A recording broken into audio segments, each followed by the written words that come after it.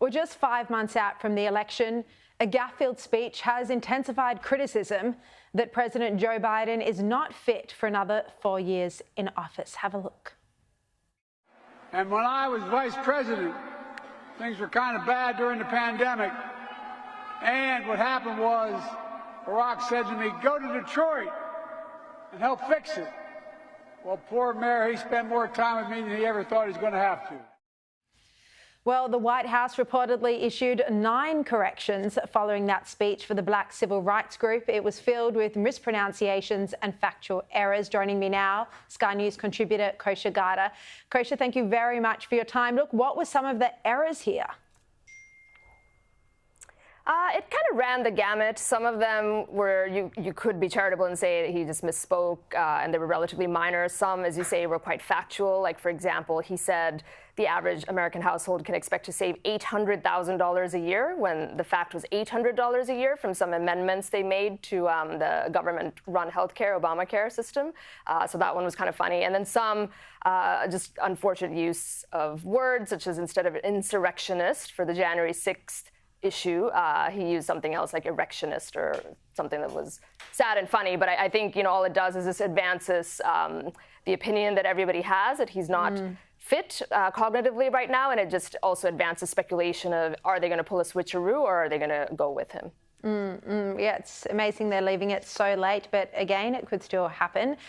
Trump, though, also received a frosty reception at a major gathering of libertarians in Washington, D.C. Here he is. Now I think you should nominate me or at least vote for me, and we should win together. So you can hear the booing there. He left after just 34 minutes. This is unusual for Trump. Was it the area, the venue? What happened? I think it was the party, the Libertarian convention that he spoke to. It was definitely a mixed reception. There was some cheering, a lot of booing and heckling, as you mentioned. But I think what's important to remember is who the intended recipients are and were for him in this. It's not the diehard Libertarians. He would not be appealing to them. For example, just his spending record, among other issues. Those are people who are really purists about limited, extremely constricted government in all aspects of life. He wouldn't be their guy. But who he is appealing to, not just those attending in person, but the tens of millions of people who view speeches that he gives anytime, anywhere, is the independent-minded voters who are dissatisfied with both sides and are maybe considering an independent vote to an RFK-J or Jill Stein or somebody like that. That's who he's courting. And one other observation I'd make, too, is he is playing on offense right now, where he's going into the lion's den of crowds that would not historically be favorable to him, like these guys, or he went into the South Bronx, which is a Democrat stronghold. No Republican candidate has been there for 40 years. So he's doing that, whereas you see the other side seems to be on defense, where they're also speaking to the black vote in Detroit and other places, which is something that typically they wouldn't want to be spending their time doing because it should be a lock. And do you think there is a chance that Trump could pick up some of those areas that haven't traditionally voted for Republicans, or is this just a strategy game?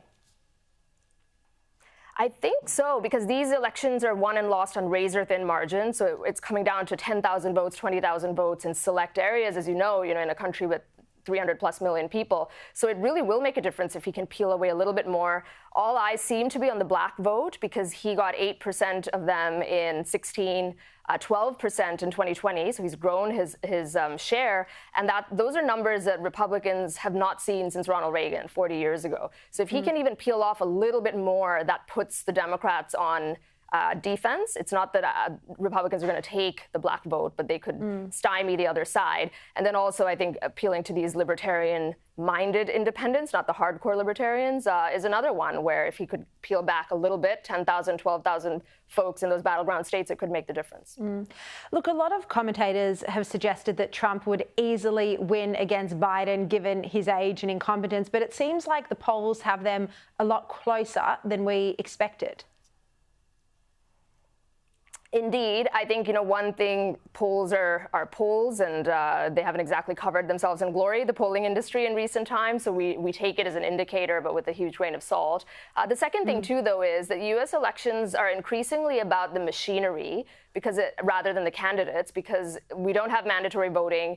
So these elections are won and lost ultimately on turnout and who has the better apparatus on the ground, and they can go out into those specific counties and battleground states and get voters who don't vote typically to come out. And when it comes to that, the Democrats just seem to do better, which is why you see that tightening.